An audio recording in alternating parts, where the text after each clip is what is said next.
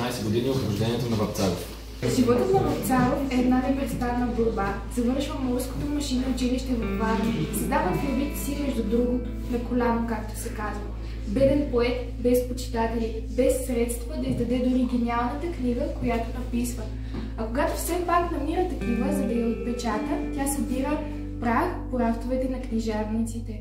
Поет, но също и работник, огнява интелигент, както той сам се нарече. Ето аз дишам, работя, живея. И стихове пиша, тъй както умея. Живота подвежди, се гледаме строго и боря се с него, доколкото мога.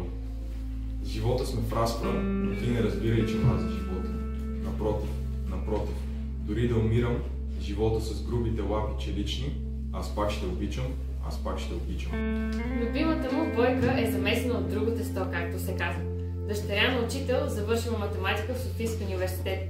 Запознава се с Вапцаров на един събор и между двамата препълва първата искра. Но с погуване Коло, както тя го нарича, грабва ръката й и с лека усмивка задава въпроса. Сега ние сме другари, нали? На който тя кимва утвърдително с глава. Скоро между двамата плава любов, но семейството на Бойка отказва да даде благословията си. Майка й избухва в ридания, когато поетът идва да я вземе, за да се оженят. В един обикновен работник със съмнително настояще и неясно бъдеще, те не виждат перспектива. Така ли срещаме на път любимите си слепозини? Изгрява любовта ни в труд, сред дим, сред сажди и машини. И после сивия живот, борба за хлеб, мечти неясни и вечер тесното легло, в което неусетно гасне. Това е то, това е драмата, останалото е измама. Моето семейство се мести в София, където живее безпарично. Поетът не може да се намери работа, а Бойка започва да работи като банков чиновник. Тя ходи винаги облечена в бяло. Като облечена в стар костюм, вървейки до нея, той я нарича своята бяла врана.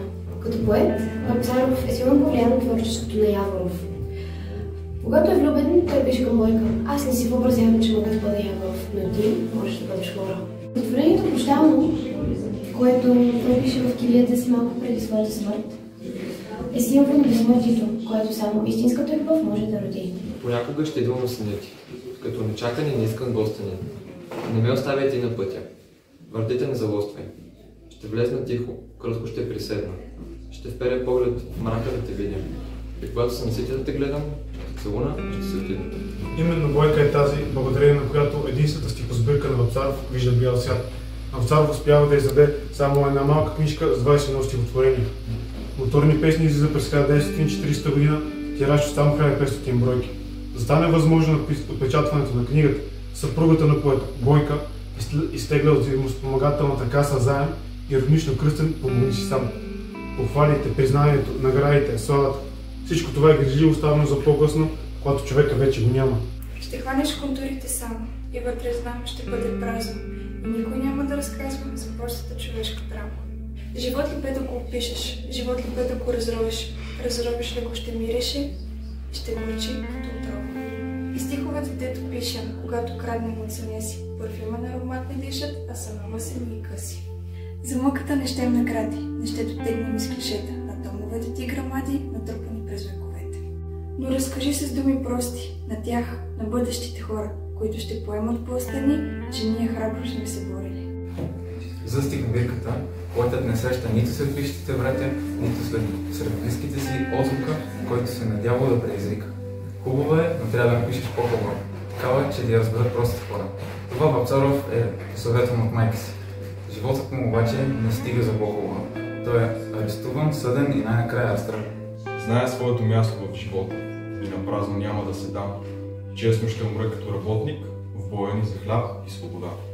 Но въпросника за установяване на самоличността към дело 585 от Закона за защита на държавата четем само: местожителство София, улица Емил Кънчев, номер 37, вероизповедание православно, народност българин, занятие машинен техник, женен, неосъждан, деца няма, ръст висок, коса кистенява, очи тъмни, нос правилен, уста обикновена. Толкова. Ето го човек. Държавата не се интересува от поетичните му трепети, от таланта и мечтите му. И правилно, личността е опасна, неудобна и страшна. Или За съвестта е по-леко да разстреля един обикновен машинен техник, отколкото гениален поет. Или значение няма. Борбата е безмилостно жестока. Борбата, както казват, е епична. Аз паднах. Друг ще ме смени и толкова. Каквото значи някаква си личност. Че е период да стане част от така наречената минно-подребна комисия към ЦК на Българската работническа партия, чиято задача е да организира извършването на саботажна дейност срещу държавните институции. При последвалите след ареста няколко обиска в дома на поета са открити пистолет, шифровани записки, други доказателства, уличаващи го в конспиративна дейност. В творчеството му обаче няма плакатни социални лозунги, само стремеж към промяна, към нов човек, към нов свят, към някакво друго утре, в което всичко ще е различно, справедливо. Разстрел и след разстрел черви. Това е толкова просто и логично.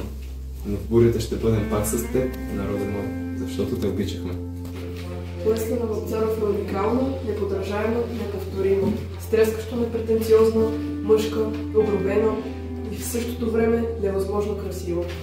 Поезия извън историческото време, извън смъртта, безсмъртието, родината, бъдещето и миналото. Поезия, чието край беше сложен по библейски, когато поета е точно на 33 години, защото каквото значи някаква си личност. Човекът погледнал зората, в която се къпела с блясък звезда и мислял за своята тежка, човешка, жестока, безока съдба. Тя моята свърши, ще висна обесен. На Белким се свърши с мен. Живота ще дойде по-хубав от песен, по-хубав от пролетен ден. Един от последните разговори на Вапцаров е бил с майка му. Той казал: "Майко, аз трябва да умра. Свиквай с тази мисъл. Успокоявай се с думите на твоя Христос. Ако с житното зърно най-напред не умре, то не може да даде плод. А пък на нас не остава единствено да седнем с поета и заедно да си помечтаем." Тъй както малките деца прелистват и почват с картинките от края, така на мене ми се иска за бъдещето да си помечтая. Защо пък не? Мечтите няма цензура. Мечтите греят синкава прозрачност, а по-добре да подгониш вятъра, отколкото да седнеш и да плачеш. Остава ни и да го помним, да пазим стиховете му, да ги четем и препрочитаме, но най-вече да опазим вярата от ударите на времето, защото... Може би искате да сразите моята вяра в ните частици. Моята вяра, че утре ще бъде живота по-хубав, живота по-мъдър. Как ще щурмувате, моля? С куршуми? Не, неуместно. Лесно, не струва. Тя е бронирана здраво в гърдите и бронебойни патрони за нея няма открити. Няма.